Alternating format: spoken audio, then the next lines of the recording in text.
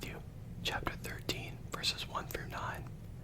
The same day went Jesus out of the house, and sat by the seaside, and great multitudes were gathered together unto him, so that he went into a ship, and sat, and the whole multitude stood on the shore. And he spake many things unto them in parables, saying, Behold, a sower went forth to sow. And when he sowed, some seeds fell by the wayside, and the fowls came and devoured them up. Some fell upon stony places, where they had not much earth, and forthwith they sprung up, because they had no deepness of earth. And when the sun was up, they were scorched, and because they had no root, they withered away. And some fell among thorns, and the thorns sprung up and choked them. But other fell into good ground, and brought forth fruit, some 100-fold, some 60-fold, some 30-fold. Who hath ears to hear, let him hear. Chrysostom, when he had rebuked him that told him of his mother and his brethren, he then did according to their request.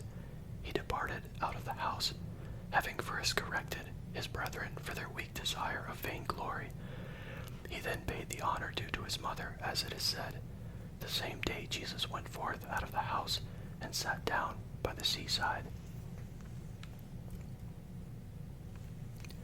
Augustine, by the words the same day, he sufficiently shows that these things either followed immediately upon what had gone before, or that many things could not have intervened, unless indeed day, here after the scripture manner, signifies a period. Rabanus, for not only the Lord's words and actions, but his journeyings also, and the places in which he works his mighty works and preaches, are full of heavenly sacraments. After the discourse held in the house, wherein with wicked blasphemy he had been said to have a demon, he went out and taught by the sea, to signify that, having left Judea because of their sinful unbelief, he would pass to the salvation of the Gentiles. For the hearts of the Gentiles, long proud and unbelieving, are rightly likened to the swelling and bitter waves of the sea. And who knows not that Judea was, by faith, the house of the Lord?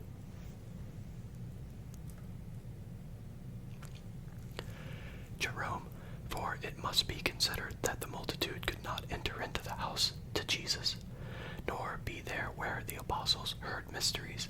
Therefore the Lord in mercy to them departed out of the house, and sat near the sea of this world, that great numbers might be gathered to him, and that they might hear on the seashore what they were not worthy to hear within. And great multitudes were gathered unto him, so that he went into a ship and sat down, and all the people stood on the shore. Chrysostom the evangelist did not relate this without a purpose, but that he might show the Lord's will therein, who desired so to place the people, that he should have none behind him, but all should be before his face. Hilary, there is moreover a reason in the subject of his discourse why the Lord should sit in the ship, and the multitude stand on the shore. For he was about to speak in parables, and by this action signifies that they who were without the church could have no understanding of the divine word. The ship offers a type of the church, within which the word of life is placed, and is preached to those without, and who, as being bare in sand, cannot understand it. Jerome, Jesus is in the midst of the waves. He is beaten to and fro by the waves, and, secure in his majesty, causes his vessel to come nigh the land, that the people, not being in danger, not being surrounded by temptations, which they could not endure, might stand on the shore with a firm step to hear what was said. Rabanus, or that he went into a ship and sat on the sea, signifies that Christ by faith should enter into the hearts of the Gentiles, and should gather together the church in the sea, that is, in the midst of the nations that spake against him. And the crowd that stood on the seashore, neither in the ship nor in the sea, offers a figure of those that receive the word of God, and are by faith separated from the sea, that is, from the reprobate, but are not yet imbued with heavenly mysteries.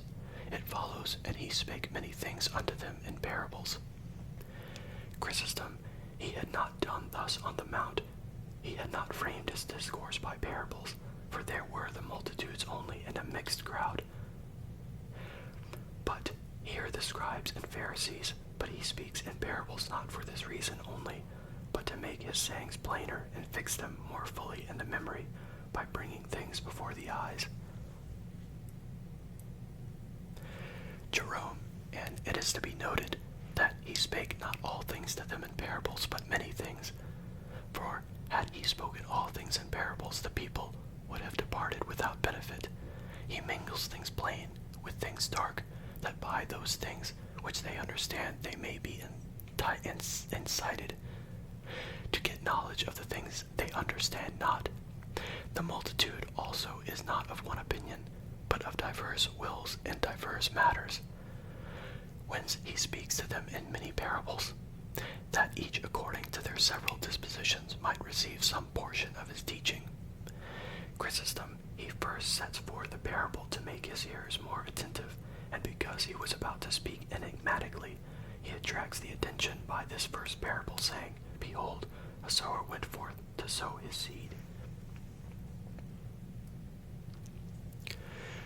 Jerome, by this sower is typified the Son of God, who sows among the people the word of the Father. Chrysostom, whence then went out he who is everywhere present, and how went he out?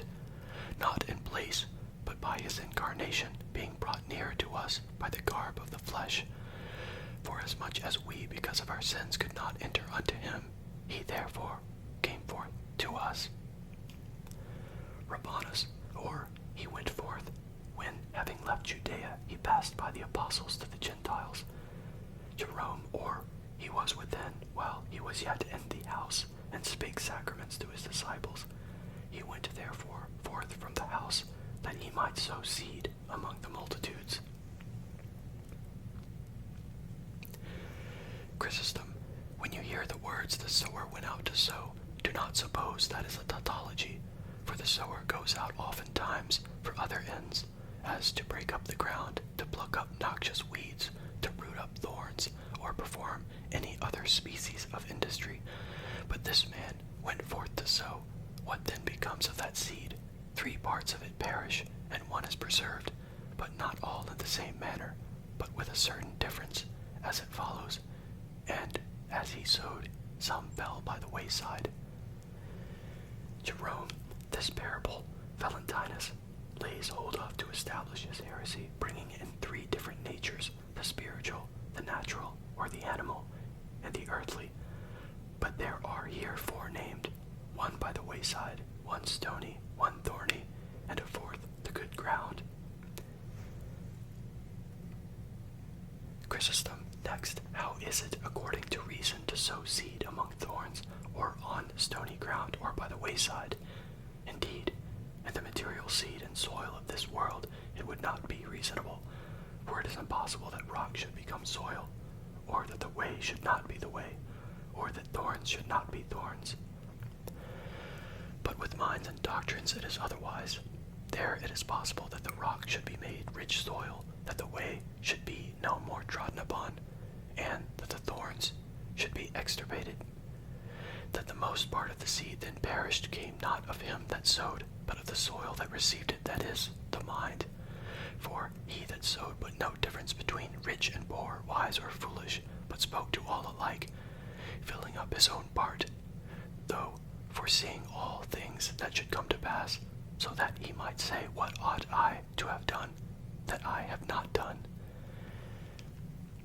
He does not pronounce sentence upon them openly and say, This the indolent received and have lost it, this the rich and have choked it, this the careless and have lost it, because he would not harshly reprove them, that he might not alienate them altogether. By this parable also he instructs his disciples that, though the greater part of those that heard them were such as perished, yet that they should not therefore be remiss, for the Lord himself, who foresaw all things, did not on this account desist from sowing. Jerome, note that this is the first parable that has been given with its interpretation, and we must beware, where the Lord expounds his own teachings, that we do not presume to understand anything either more or less, or any way otherwise than as so expounded by him. Proponus, but those things which he silently left to our understanding should be shortly noticed. The wayside is the mind trodden and hardened by the continual passage of evil thoughts. The rock, the hardness of the self-willed mind. The good soil, the gentleness of the obedient mind. The sun, the heat of a raging persecution. The depth of soil is the honesty of a mind trained by heavenly discipline. But in thus expounding them, as we should add, that the same things are not always put in one and the same allegorical signification. Jerome, and we are excited to the understanding of his words by the advice which follows, he that hath ears to hear, let him hear. Remigius, these ears to hear are ears of the mind, to understand, namely, and do those things which are commanded.